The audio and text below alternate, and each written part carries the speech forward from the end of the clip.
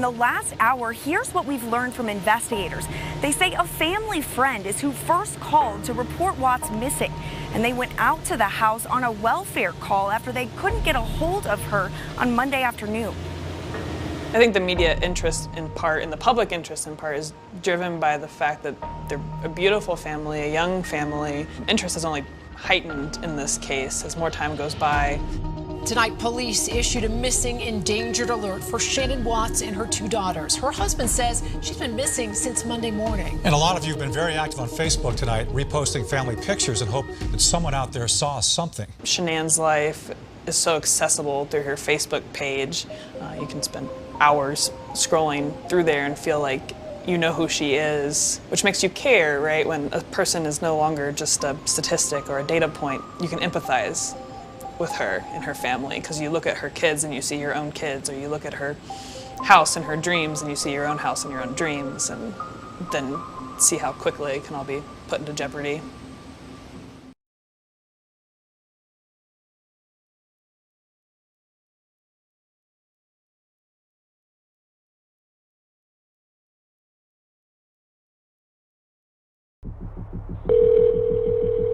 Obviously, our goal was to minimize and allow him to have Chris to have some justification in what he had done. Special Agent Coder had brought up the fact that maybe it was Shanann's fault.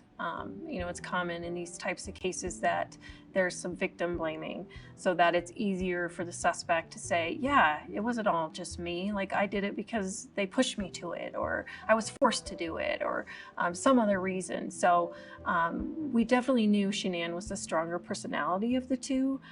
So we wanted to use that to our benefit as far as giving Chris a possible reason as to why this would have happened. The second I had brought that theme up to him, his eyes lit up. And I knew to myself, this is the one he wants. This is the theme he wants to go with. He wants to put the blame on her. Vilifying Shanann in the way I felt like we had to do in that instance was a way that we could move forward. It was a stepping stone for us in the investigation so that we could get one more piece. If we could have him admit to even murdering one of them and then, you know, telling us where they were, we would get answers even from that. We just needed to find Shanann and the girls. That was our biggest focus, and we needed to know what he was willing to admit and what he wasn't willing to admit.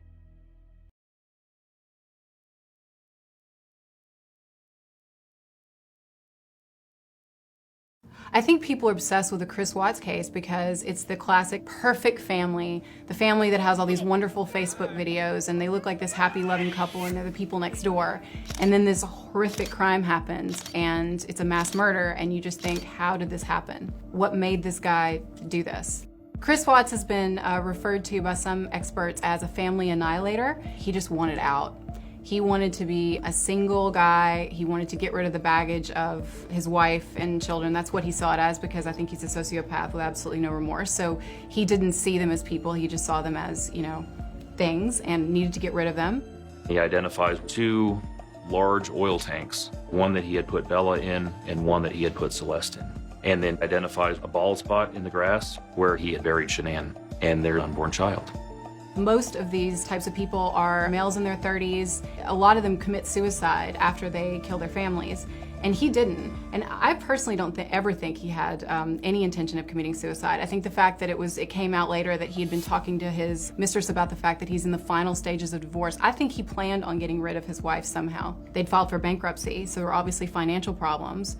I think it was about money. I think he didn't want to pay her the money. And it really reminds me of the Scott and Lacey Peterson case, because it's that personality type where he basically looks like the perfect husband and he really thought that everyone was going to believe him.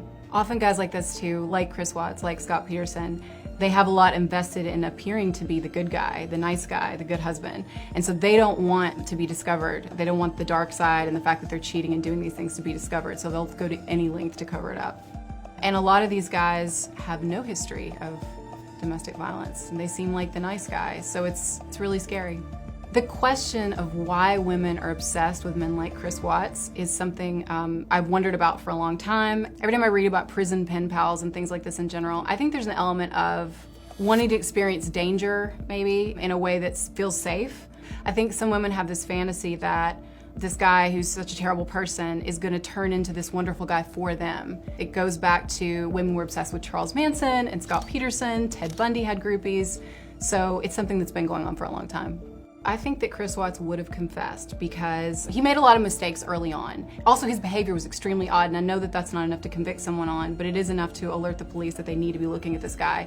I saw the interview that he did with the local television station, and this is after his wife is gone missing and he's supposed to be pleading for public information. It was immediately suspicious. First of all, he had no emotion. He was completely flat the entire time. He just literally didn't change expression. He also referred to, I believe, one of his daughters in the past tense. He used distancing language. He talked about, the kids. He didn't use their names. It just seemed incredibly impersonal, and he was just kind of standing there. And the only time that he got emotional at all is when he was talking about himself and what he had gone through. Literally, the only moment that he showed any emotion, it was like looking into the eyes of like a dead shark. I really believe that he's very narcissistic and thought that he was going to get away with it. He didn't understand how strange his behavior looked to others. He probably thought he was convincing. I noticed that the journalists were asking questions. Some of them were very frustrating because this is an opportunity for the media to actually get real information out of him if he doesn't talk to the cops later. And they were asking him things like, "Where'd you get your t-shirt?" And it was very frustrating for me because I just wanted to, as an investigator with also the journalism background, I wanted them to ask him what time he left the house, when was the last time he saw her. I wanted them to get those details. I don't think he feels any remorse at all. In fact, I think the only person he feels sorry for is himself in this whole thing. I felt like it was just like an anger with Shanann, with everything, that I was just taking it out on everybody that was in front of me that morning. Right now I'd have a 5-year-old, a 3-year-old, and what might be a 1-month-old son. A beautiful wife. Just like, right now it's just me. I read that he was talking to a lawyer about an appeal, and he was actually complaining because he doesn't have enough money to file the appeal. Literally, no matter what horrific things that this personality type does, they're always going to be the victim. They're always going to feel sorry for themselves.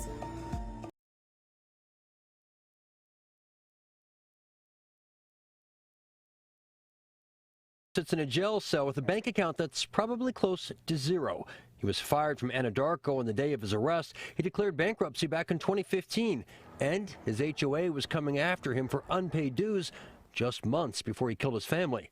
Regardless, his in-laws have now filed a wrongful death lawsuit against him. We're not trying to collect pennies from its couch cushions. That's not the point of this. Stephen Lambert is an attorney for the Grant and Hoffman law firm who filed the lawsuit just minutes after Watts was sentenced to multiple life terms. It's to keep a person who did a horrible, horrible act from profiting from that act. Lambert admits Colorado is already one of 40 states with a Son of Sam law, a measure designed to keep criminals from making money off a movie or book deal. But just in case that were to be repealed, or just in case that were to be affected in some way, we want to have a large judgment that we'll collect from him in the event he ever does have any money in his bank account in the future. More realistically, Lambert says selling the Watts home in Frederick should bring in something, though he admits the house's stigma could affect its selling price. The concern, realistically speaking, is if the house is going to be sold, who might buy it? If they buy it, is it worth less as a consequence of what happened inside that house?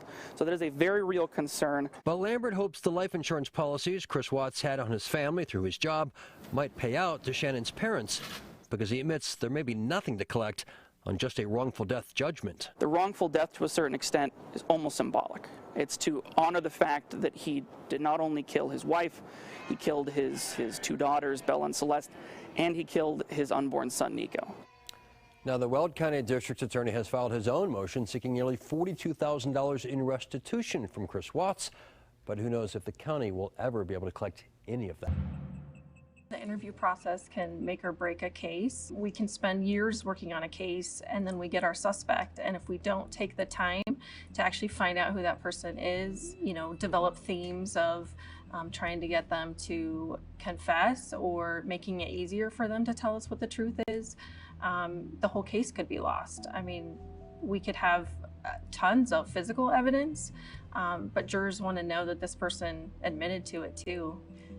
There was an immediate sense of urgency to get Chris down to the police department. We had asked if he had already been interviewed, and Detective Baumover said that he had been interviewed over body cam, which we knew we need him in a room with us that's recorded, video, audio, and we need to get his story down. We needed to know exactly what happened, and as many times as we can get him to reiterate that same story is a benefit to us, because obviously we're looking for nuances, we're looking for discrepancies, we're looking for anything that would give us a clue. Hearing his story, sometimes it makes us go back and reformulate what we're asking him, because maybe sometimes we're not asking him the right question. Chris seemed very calm during his interview. A few times he seemed to get frustrated with Special Agent Coder over certain questions that he was asked, mostly related to what conversation he and Shanann had had right before he left for work.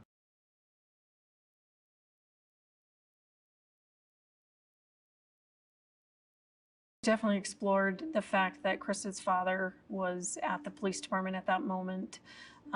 He had already talked about his father being his hero. We wanted to bring up Chris's father because we knew how important he was in his life.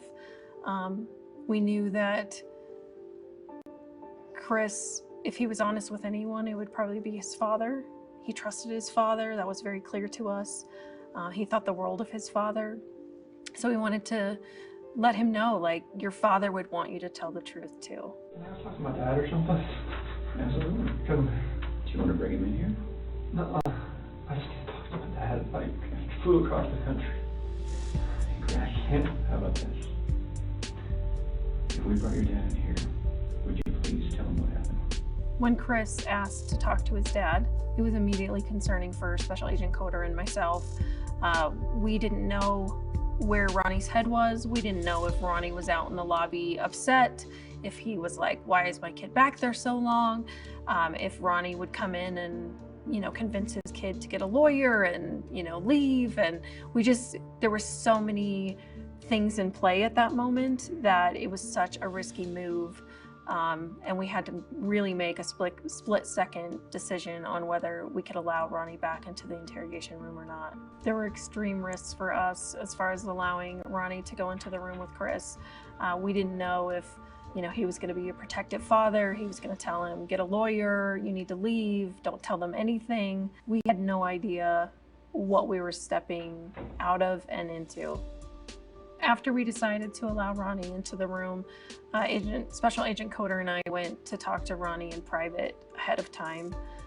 We discussed with him that Chris was willing to tell him the truth about everything, and we just encouraged Ronnie to be a good listener, encouraged Chris to come forth with what the truth was, and he was very, very receptive to that. She heard him, yeah.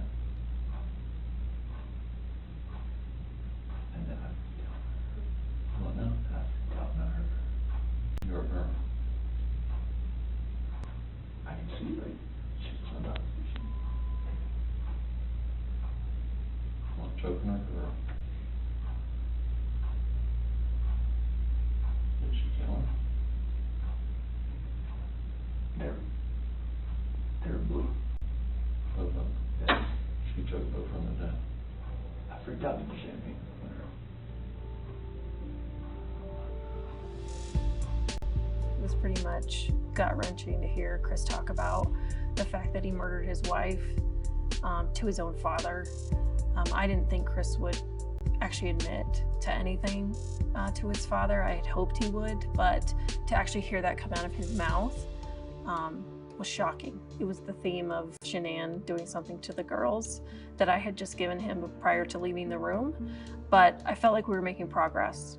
Immediately after Chris had admitted to his father that he had murdered his wife because she had murdered the girls, we knew immediately we needed to get back in there. We didn't know at that point what Ronnie's reaction was going to be, so time was of the essence for us to get back in there so that we could redirect the interview and try and get more of the facts and more of the truth.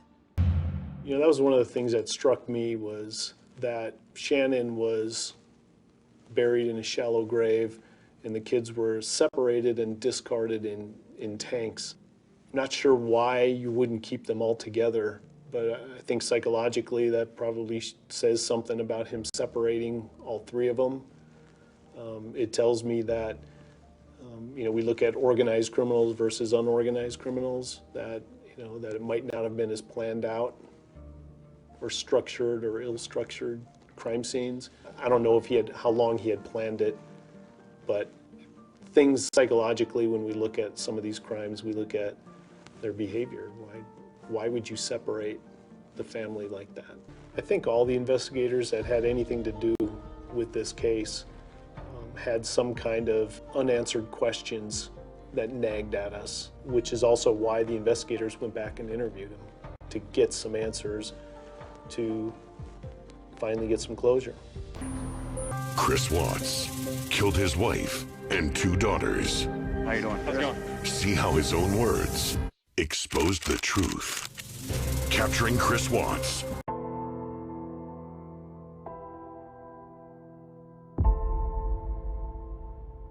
When you're going through different options, Chris definitely wasn't a high option at first. He seemed to be a wonderful dad, wonderful husband. He kept his house up nice and clean. He definitely seemed like that average, everyday guy. I had never heard any confrontation. For me personally, Chris wasn't the first thing I thought of because of the way he acted up until this point. He seemed to be a good dad and just a nice guy. And you can't think of anywhere she'd want to go? She go for walks around here? No, I go for runs. She doesn't really do anything as far as going for walks or anything. And you've talked to all the friends you guys have around the area? And what was the conversation this morning you guys had? It was about us selling the house and the separation. And how'd she take that? We were both pretty emotional, both crying. And then did you see her before you went to work? Did you say anything to her? When she went back, when she told me she was going to go to her friend's house and be with the kids, take the kids over there. Oh, she told you she was taking the kids to Yeah. her friend's house? Yeah. She didn't say who, though? Oh, no. No, but she was still in bed when that happened. And this was after the conversation? Yeah, it was between 4 and 5 a.m. I woke up about 4 o'clock. Our main concern is to make sure she's okay and the kids are okay. So, if you hear a peep from her, just call us, and we'll call you. Just call that number, someone will answer that phone 24/7. Okay. So, sweet. And then just leave your contact info, and an officer will call you right back. Awesome. Thank you. All right, thank you. Thank you.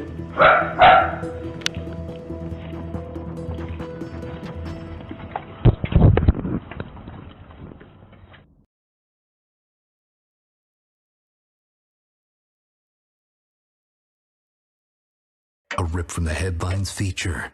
The trailer promises a glimpse into the life of a killer. Do you know where Shanann is now?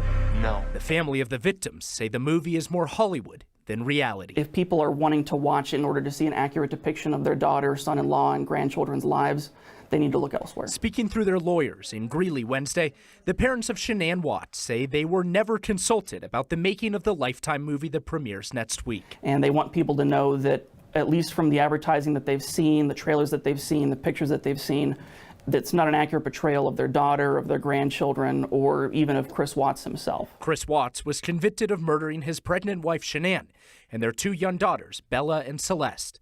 While he spends the rest of his life incarcerated, the pain outside prison walls is still raw, made harder every time the movie trailer comes on. What's hurtful is when they're actually showing, Shanann being strangled, actually in the movies, and showing the girls being hauled out to the oil site. Nearly a year and a half after the murder. There's really no legitimate purpose for it. Shanann's family says they're also still the targets of online harassment and threats. This case is, closed, and they would move on from the murder and focus on healing. In Greeley, I'm Mark Salen. Lawyers for the family Parents of a Colorado woman strangled by her husband, who also killed their kids, say their loved ones are portrayed wrong in an upcoming TV movie. Chris Watts killed his family in August of 2018, and a trailer released by Lifetime a month ago was the first clips the family saw of that movie. It included graphic scenes of Chris killing Shanann Watts. Lawyers for the family say their clients didn't even know this movie was being made until after it was advertised. Something like this comes up and the power is completely taken away from them, it does hurt them and it does make them to a certain extent, angry. Family says from what they've seen, the movie does not accurately portray Shanann, the kids, or Chris. A new movie depicting killer Chris Watts and the gruesome murders of his pregnant wife and 2 daughters is causing quite the controversy. A just-released trailer for Lifetime's Chris Watts, Confessions of a Killer, shows the actor portraying Watts kissing his wife Shanann, playing with his children Bella and Cece, and being questioned by police. Now Shanann's family is denouncing the film. Steve Lambert is their lawyer. It's a false narrative that does not accurately depict who Shanann was in life, who Bella was in life, who Cece was in life. Look at the cast of the film side by side with the real family. It's hard to tell them apart. Shanann's family says what they've seen of the movie is disturbing, and they were never contacted by producers. This is their tragedy and their story, and it's being taken away from them. So when people go out and make things without their input and do not get the facts straight from essentially the horse's mouth, it does pain them, it does hurt them.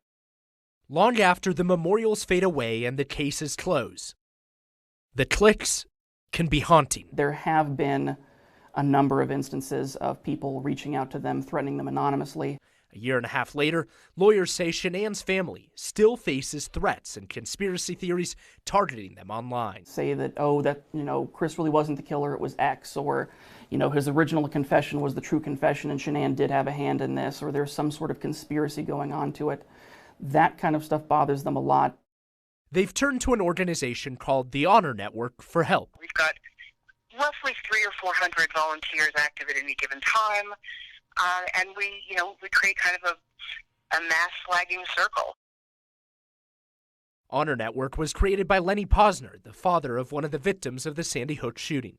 It uses a network of volunteers to flag defamatory posts online to catch the attention of social media companies and scrub the internet of online harassment. What Lenny created was kind of a group of volunteers that would alert each other when something defamatory was posted, and then they would share the link and flag en masse.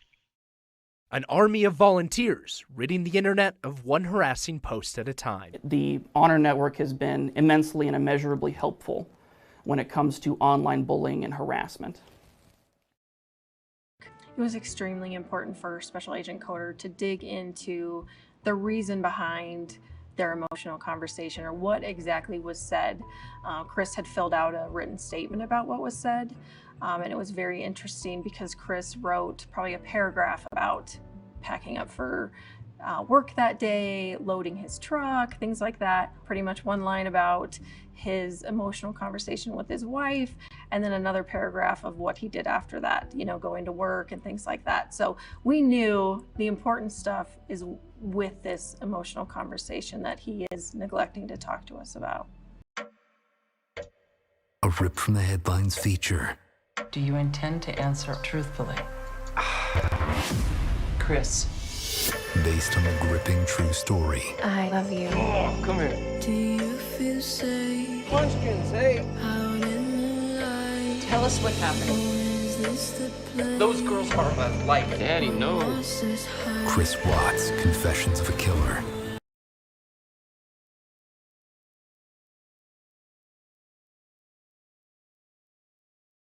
I'm really troubled by the fact that everybody calls it the Chris Watts case, because when we do that, it means that Shanann and Celeste and Bella and Nico, because she was pregnant as well, it means that they get erased out of their own murder, and I feel very strongly about recentering them. What do you think was likely the motive in this case? Cases are complex. There's never... It is like peeling an onion, and this is one of the cases that confounds people. But I do think that in some senses it is quite straightforward. It's somebody who has got a cumulative repressed emotion, who is entered into this double life, who hasn't got the capacity to deal with the emotions that are now at play with a young lover. I have no blame for Nikki whatsoever. When she entered that relationship, she may not have known the entirety of the fact that he was still with Shanann. He said that he was going to separate from her. But, for someone like Chris, who's awkward, who's repressed, who's remote, who's shy, And then there's this gregarious 30-year-old that he's hanging around with and doing sports with. And Shanann goes off with the children, and he's got these couple of months where he's living as somebody else. It's almost like giving him another identity where he's not even going home. He's spending every night at Nikki's. And she's saying how great he makes her feel when they're taking these pictures of each other. And he feels awoke from it, that he's in control of the relationship because he pursued her and she pursued him. Whereas before, he hasn't had that in his life. And I also think it's significant with Chris Watts. He never had a long-term girlfriend before Shanann. He hadn't dated anybody properly. So he's also emotionally immature. He's immature in terms of relationships. And I think that it did all bubble up. They were talking about separation. It became final. And it was a control mechanism in him of rage when she said, "You're not going to see the children." I think at that point, there was almost like a snap. And murders don't happen in a vacuum. It's the whole build up to that event. And I think he's on top of her and he gets incredibly angry and he wants control. And that's what he's got his hands around her neck for, to get control and let her know that he's not going to let her get away with it, of taking the children, that finality. It's his way of, he's not losing control, he's taking control. He's showing her that it's not going to happen the way that she's saying it to him. And that's the reality. It's a paradox that really in someone's head, they feel that they're taking control of a situation where actually it shows that they have lost all emotional control when they do something like that, with the mindset that they are taking control of the narrative and the future. And also why I say that is because afterwards he does dispose of the bodies, but not only that, he calls up the school to say the children aren't coming in and in fact are not going to be going to school. And he calls up the realtor. So now he starts to post-plan in this bubble life of what's going to happen next. So I don't think all those things were thought through, but it shows that this is his way of taking control and taking control of the narrative and what happens next. So many people feel this case is motiveless, but actually, when you listen to what he says across time, for me, it's quite clear what happened.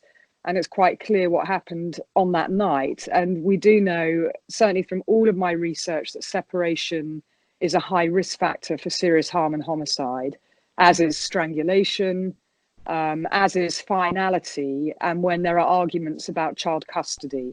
And pregnancy is high risk as well. So you have these clusters of high risk within this particular case and in terms of Chris Watts's behavior.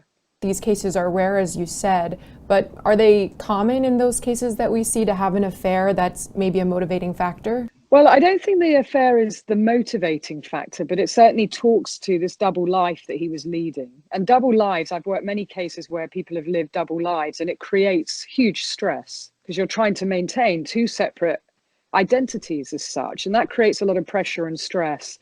But I do think what's revealing is that in interview with the police, he protects Nikki the whole time. And he never talks about her until he's failed the polygraph. And then he says he failed because he lied. He was having an affair, and that's his reveal. But he's protective of her the whole way through the interview, not wanting to get her, in inverted commas, into trouble or bring her anything negative. He's protective, and that's telling. He's protective over her, but yet he shows no remorse, no emotion for Shanann and the children. And that's the part the investigators struggle with. Why is this father not stressed, worried, concerned, tearful, showing remorse about Shanann and the little girls? But yet he's very protective of Nikki. And that tells me that relationship is much more significant to him. In that moment, in these, I'll call it's like a bubble. And I think that's what he's talking about when he calls it a roller coaster. He's in this sort of bubble state where he's divorced from reality. He is not, the reality was suspended with him living with Nikki and trying to live this double life. But it all starts to unravel because, of course, he's failed the polygraph. He's now been given a narrative that it was Shanann that did it. And now he's saying to his dad he was trying to protect her. And I think it's in those lies that are also very damning about him. That if it were a point where he did something terrible and it happened to Shanann, then why kill the 2 children? And then even on interview, he at no point shows any emotion about the children. He just protects Nikki. So maybe in his mind, somewhere in the recesses, he thinks that he and Nikki are going to have this relationship. And in the February interview of this year, he does talk about her again, Nikki. So she clearly is significant to him, and he felt that he was much more in control of things when he was with Nikki. It was a very different type of relationship, but it is divorce from reality. How do you suss out the truth of an interview or a confession when, you might have investigators that are leading, or you might have a subject who has changed his story multiple times? When you have a, seemingly concerned husband calling in the disappearance of his wife and children, of course it's a missing persons case. So at that stage, when police officers were going to the house and they're looking round and they're seeing, well, hang on a minute, her handbag's here, her purse is here, her keys are here, her phone's here, the children's medication is here. Alarm bells start to ring. So it's right at the offset, you start to have every hypothesis that could happen in this situation or could have happened. So he would be a person of interest right from the start, particularly when he says, and it's a throwaway comment when he says to one of the police officers, when he says, who's sleeping in the basement? And he says, I was, and I am. And he says, why? Oh, this separation thing. And he kind of throws it away. But most investigators now and police officers, I've trained thousands of them all across the world, know that separation is a high risk factor. And women and children don't just disappear into thin air. Chris claims that she did not fight back. And I just want to get your thoughts on the significance of that for Shanann's mindset. Listening to what friends and people around her who loved her said at the time, she was with girlfriends and had been away from Chris. And she suspected he was having an affair. So it wasn't news to her. She suspected all along, and she had sent him messages. And again, text messages are very important. But she said that she did want to work things out and that he meant, the world to her. But there was also a change in the text messages across time where she basically said to him that he seemed to be emotionally distant and that the relationship was one way. And that it was all her having to do effectively the heavy lifting. She said, you're being a bachelor whilst I'm working hard. I'm, having difficult times with the girls, with the children, and I'm trying to work for a living, and I'm carrying our 3rd child, and you're off living this bachelor lifestyle. So something cemented in her head that actually this relationship was a one-way relationship. And I think that is very illuminating, because abuse isn't just about someone being physically abusive to someone. It can be withholding. It can be giving someone the silent treatment. It can be not meeting that other person's needs. It can be being very selfish and wanting your needs met all the time. And so that can be very isolating for a person. So for Shanann, I think she did realize the writing was on the wall. She had said to him, I don't think we're compatible anymore. She wasn't getting what she needed. And it wouldn't surprise me if it came from her saying, I've had enough of this, the finality moment. I've had enough of you. You told me you've been seeing someone else, that you don't love me anymore. And I think he was straddling her at the time this conversation took place, because he said 3 times in the interview in February that he was straddling her, but he says that the time that happened was when they were having sex, but it was in the morning when they had the heated argument. And I actually think it was one event. I think him killing her happened earlier on when she came through the door. I think she did get into bed. And I think that she did probably initiate sex, and she was trying to see where the land lay. But when he was not forthcoming and said that I don't want to be with you, I don't love you anymore, I think the finality aspect did kick in. And she probably said to him, I'm keeping the children and I'm not going to let you have custody of them. and I'm going to take them. And that for him, because he had always said in the text messages back to her, he'd take time to reply, but he would say, the children are my life. They're the light of my life. And so for him, not having control of the situation and her saying, this is what I'm going to do. And she'd been talking to her friends saying that she would file for divorce and she would try and get full custody of the children. For people who kill their families in general, or specifically Chris, are there inklings that this person would be more likely to kill, or is it still hard to pick up on? I think whenever you get a long protracted history of domestic abuse, and I'm talking about coercive control correlates significantly with homicide. You know, we see it in 94% of the murders. So where there's a power imbalance, where there's codependency, where someone's isolated, where they have no financial independence, they have no social network around them, perhaps there are rules and regulations laid down for the victim and the way that they live. Those signs are normally there. I think the more challenging cases are those where there is somebody who is more emotionally repressed and emotionally remote. And I think the dynamic, for example, with Shanann, who everybody says was a people person, she was so bubbly, you know, she was the life and soul, she kept a beautiful house, she was a brilliant salesperson, you know, she could sell you the clothes that you're already wearing back to you. And that's an example that Chris gives that really brings her to life. Everyone loved her. Now their dynamic attracts because he's emotionally remote, he's quiet, he's the rock, he's, you know, somebody who feels very safe and stable to Shanann, I would imagine. And so they complement each other. But what I would say is that anybody who is emotionally remote, it might seem an attractive quality to begin with, but it should be one of concern, because it means that they don't have the depth, they don't have the full range of emotions.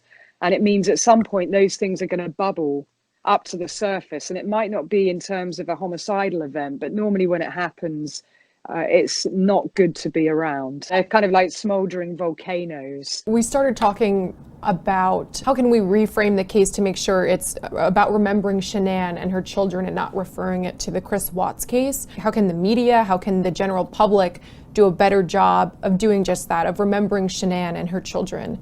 It's a great question, and I've been thinking about that a lot, Stephanie, particularly as Lifetime have just announced the Chris Watts movie. You know, I struggle with giving a platform and notoriety to individuals who, I mean, in the relationship for 8 years, both families said that he was a good man to the children and to Shanann. But I don't believe that this just came out the blue. Always behind closed doors, there's another picture. And I think he was emotionally remote to Shanann. I think she was the one that had to do all the heavy lifting. And I think we need to honor her memory of who she really was and paint more the picture about her and who the children were than talk about Chris. You know, I don't think it's such a mystery when you work domestic violence cases and when you understand familicide, which, like I said, is a rare event. This isn't one of life's real mysteries. This is a man who wanted to take control of the narrative. Does he deserve a movie to be made about him? I don't believe he does. But if we recenter the victims and we keep talking about them, then a different story starts to emerge. And I don't think we should be giving him this platform or even this kind of mystique about, well, who was he? And he's such a mystery and it's so intriguing and it's such an incredible case of true crime. It's not. It's somebody who brutally murdered his 15-week pregnant wife, who had come home from a business trip at 2 a.m. in the morning and had been working hard to keep the family together. I still think that people feel it's at the point of separation that everything gets better. And it's actually at the point of separation, much more tension, risk, and concerning behavior escalates, particularly if you have this finality aspect of it's definitely happening and there's children involved and there's pregnancy and there's a control dynamic. So, you know, again, I'd refer people to look at the DASH, the Domestic Abuse, Stalking and Harassment and Honour-Based Violence Risk Model, because we do see, in particular, coercive control being missed a lot of the time, the non-physical aspects of abuse. And there's so many different types of behaviour, but it can be dressed up as something else. So again, you know, when we see headlines, what drove this man to murder? Challenge it. Nothing drove a person to kill another. That's a choice. It's a decision that they took. It's a conscious decision. There's nothing another human being can do. It's what they decided to do. And homicide does not happen in a vacuum. You normally see the behaviors prior to that if you know what you're looking for. And, you know, I think too often we see these headlines and we see cases being covered that it's very misleading. And coercive control and stalking are the two things that get missed over and over again. That's something I would really like to see change. And I'd like people to challenge that narrative and challenge when we see perpetrators being held up and their dominant narrative. And normally it's a false forensic narrative being put at center stage, disregarding the facts and the evidence of a case of what really happened. And I think it's all of our responsibility to do that, to challenge that injustice and to honor the true victims in these cases. And in this case, it's Shanann, Bella, Celeste, and Nico.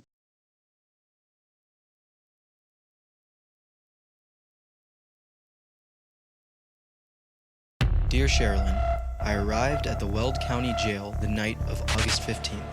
Chris Watts, his letters from jail, and an Oz exclusive. Is he admitted that he actually killed his daughters, not once, but twice?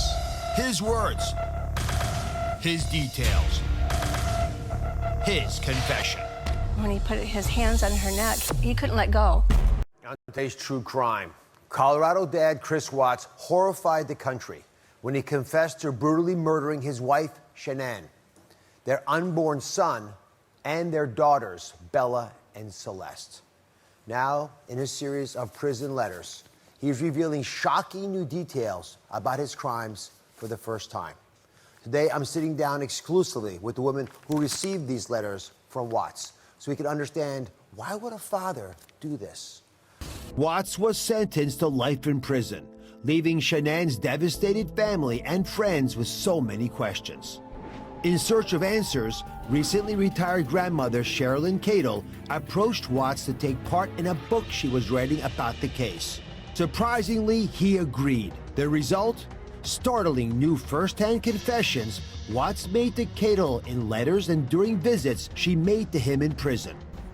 Today, Sherilyn Cadle shares insights into what really turned Chris Watts from a seemingly devoted husband and father into a cruel, cold-blooded killer. Sherilyn Cadle joins us now. She's the author of the new book, Letters from Christopher, The Tragic Confessions of the Watts Family Murders. Sherilyn, you've never written a book before. You've never even reached out to a prisoner. No. Why Chris Watts? I don't know, just seeing him the morning of, on the front porch when he was looking for his family and telling the TV cameras that they just vanished. I knew by watching him he was guilty. It was easy to see that he was. And I felt something. I felt called to write this story to help get in his mind enough to see why he would do something like that to his family. Shanann's family is also arguing that you promised to send them a copy of the book before it was seen widely, an advanced copy. Is that true? No, it's not. I asked their attorneys if they would like to have a voice in the book. I was told no, that they would not. And I understood that. It was so soon after the crime.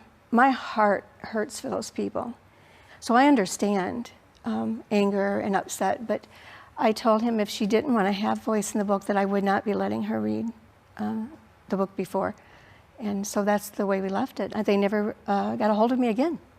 Do you feel that you've treated Shanann's family fairly in your mind? Oh, absolutely. I've done nothing to hurt them. My book is not in any way bashing Shanann or the girls. My heart hurts for these people.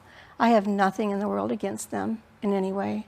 And I just hope that if I've hurt them, that they will forgive me of that, because I didn't hurt them intentionally. I wanted the truth to be told to them so that maybe they can move forward with their lives. Thank you for being with us. You can read more of Sherilyn's conversations and letters with Chris Watson in her new book, Letters from Christopher, The Tragic Confessions of the Watts Family Murders. Now, coming up, Chris claims that if he'd never met his mistress, he wouldn't have committed these murders. But where is his ex-mistress, Nicole Kessinger, today? And are there signs that Chris would kill again if given the opportunity? Stay here. In a shocking letter to author Sherilyn Cadle, convicted family murderer Chris Watts described previously unknown details of his horrifying crime. August 13th, morning of. I went to the girls' room first, before Shanann and I had our argument. I went to Bella's room, then Cece's room. I used a pillow from their bed. That's why the cause of death was smothering. After I left Cece's room, then I climbed back in bed with Shanann, and our argument ensued. After Shanann had passed, Bella and Cece woke back up. I'm not sure how they woke back up, but they did. We're back with the latest on convicted killer Chris Watts. The Colorado father is serving 5 life sentences for killing his wife, unborn child, and 2 daughters. Here with the latest, our investigative reporter, Mars Gavacampo, CNN and HLN legal analyst and defense attorney, Joy Jackson, and crime correspondent, Melissa Moore. So, I appreciate you all coming. It's a sensitive topic. We have these letters. This is the first time being released to us, so we have deeper insights into what was going on in Chris Watts' mind. You've read these letters, you've heard the stories, Sherilyn's comments earlier. Mara, what do you make out of this? What stands out the most to you about his tone? And I'll pass these letters down. Yeah, you know, we've all seen them. In reading these letters, we realized that these crimes were even more horrifying than we'd initially realized. When I was reading these letters, I literally felt nauseous. And one of the most nauseating things about them is his tone. The completely matter-of-fact way that he describes committing the most awful acts that a human being can commit, completely emotionally detached. So I wanted a little bit of insight into that. So I reached out to a forensic psychiatrist, Dr. Clay Watson, and he said that these letters show typical signs of a psychopath. That psychopaths don't view people as people, they view them as objects to be manipulated. And another thing that stood out to me with the tone was the ego, the tremendous ego and arrogance of Chris Watts. And it's no surprise that he agreed to be part of a project that at least in part was supposed to be about his redemption, because Chris Watts cares about one person, Chris Watts. I have a problem with these letters, actually, a really big problem. As I read them, I realized something similar to my father. And when I did the podcast Happy Face, it was a journey about, for me, to find out the true narrative of what really happened with my father's crimes. Because at the end of the day, this is from Chris Watts. He's the one speaking for the victims. And what makes this gospel? What makes this truth? This is propaganda for his agenda. He is a narcissist. This is pushing forward what he wants to be pushed out into the world. And that's what I have a problem with. I couldn't help but notice that he's in jail for 5 life sentences. Right. That's what your father's in jail for. Same as my father, right? Right. Do you think your dad would have hurt you the way this man hurt his family? Well, see, that's what was interesting for me. When I was going on my journey, my grandfather, before he passed away, at the kitchen table, matter-of-factly told me, you know, your dad had confessed to me that he thought about killing you kids. So I asked him, when did my dad say that to you? And he said it to me, actually, after he was arrested, and when he did a prison visit with him. And my grandpa looked at me like, that's unbelievable. And so... But I thought the same too. I thought, like, how could we think about our parent being able to kill us? Like, it doesn't seem fathomable. You can't wrap your head around that. So I always had a question mark, is that possible? Well, my father murdered 8 women, he tortured animals, and I learned that sociopaths, psychopaths, they compartmentalize things. So, you know, you're safe if you're not a threat. It's all self-driven. It's all about them. And so if I was a conflict to him, to my father, and I had to be getting rid of, I would be in the way and he would have gotten rid of me. And there was chances for him to. He almost confessed to me the murders. And if he did, then I would have gone to the cops like he said I would have, and I wouldn't be here today. So I believe my father, absolutely, after reading these, I believe my father really, truly, that's not being over dramatic, he would have killed me. Joy, what do you think as a defense attorney about Chris Watts participating in this book, writing these letters? I mean, just saying things, these letters that are just unfathomable, unconscionable. Yeah, it's shameful. So there's two ways to answer it. The first way is whether or not he, has a right to do it. The second issue is whether or not he should do it. Now, obviously, everyone has a constitutional right to say what they want, right? We're in a free country. You can say, do what you want, and that's okay. But the other thing has to do with whether it makes it right and makes it fair. Now, why should we expect anything less, right? Or anything more from a serial killer, right? Or to me, in my view, you're killing your family. That's serial enough for me. But the fact is that it comes down to basic decency, right? I will stand up every day in a court of law. I will defend someone's rights. Thereafter, there's a day of reckoning. That reckoning comes, and it came in this case with his plea of guilty, right? Where he acknowledged his guilt. Sometimes it comes before a jury, when members of the jury say you're guilty. Thereafter, I think there's an atonement period, and I think you have to be very respectful. There's a family here that suffered a grievous loss.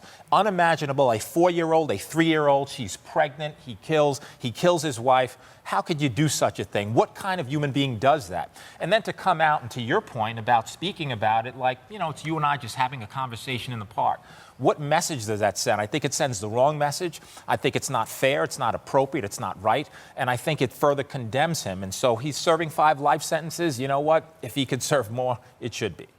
Let me open this issue up to the whole panel. I'm still fascinated that this man did not appear to have a history. Yes, this is his story, his propaganda, but there doesn't seem to be anybody else saying that he was a bad apple before this all started. He's claiming a demon or an evil, a darkness came into him. He says it in these letters. Every one of these letters, look at them. They're all, God bless you, I wish you and your family a wonderful time. I mean, that's manipulation. It might be. Yeah, that's clearly manipulation. What do you think of this demon idea, your take on that? It is, in many faiths, fundamentally something they believe. But here's what's certain. He is demonic. There's no question about that. But the idea that a demon possessed him in a temporary way and that he's now free of that and filled with the Spirit of God is really unbelievable. And the reason for that is that he doesn't seem to be remorseful. If the Spirit of God was filling you and that demon had fled, you would be on your knees every night crying buckets of tears about your lost family. This man seems only to care about himself, his image, and his future, which he seems to think one day will involve freedom. Yeah. This man is a narcissist. I don't think there's anything to do with the supernatural, with demons. This is science. This man didn't just snap. He didn't just start ruminating right before he killed his family. This is something that was percolating years before this. This kind of psychopath, this kind of narcissism and grandioseness, this isn't something that he just developed. This is something that this is nurture and nature coming together. From my study of psychopaths, we learned that there is a genetic part of this. So I believe he was predispositioned to do this, that the motive of being with Nikki drove him to do this. What I found fascinating— Nikki the girlfriend. Nikki the girlfriend. What's fascinating to me too is that the psychopaths aren't really, they're cookie cutters of themselves. I could basically put his name in for my dad. Like, they're the same. And then when I read the letters, my father chased after his mistress after prison. I believe part of his motive for these letters is a reach out to the mistress to come back to him and start talking to him. Oh my goodness. He talks so much about Nikki, Yeah, I don't see this as a genetic issue. I see this as an issue that relates to him and his way out. The fact is that I think this is something he was very self-interested. He wanted a way out. You can blame things on demons and blame things on spirits, and the hardest thing to blame is on yourself, and that's what I think he overlooks. The fact is that he made a conscious choice. We all make conscious choices every day. That conscious choice was to get rid of his pregnant wife, was to, completely, and I think everyone here who has children, we would die for our kids every day and twice on Sunday. Not him. Yeah. What does he do? He decides, because he wants to gallivant and do whatever he's doing, that he has to get rid of them, and therefore he kills them. So I don't see demons, I don't see spirits, I don't see witches. I see an individual who wanted a way out. This is the way he took, and as a result, that's why he's serving 5 life sentences.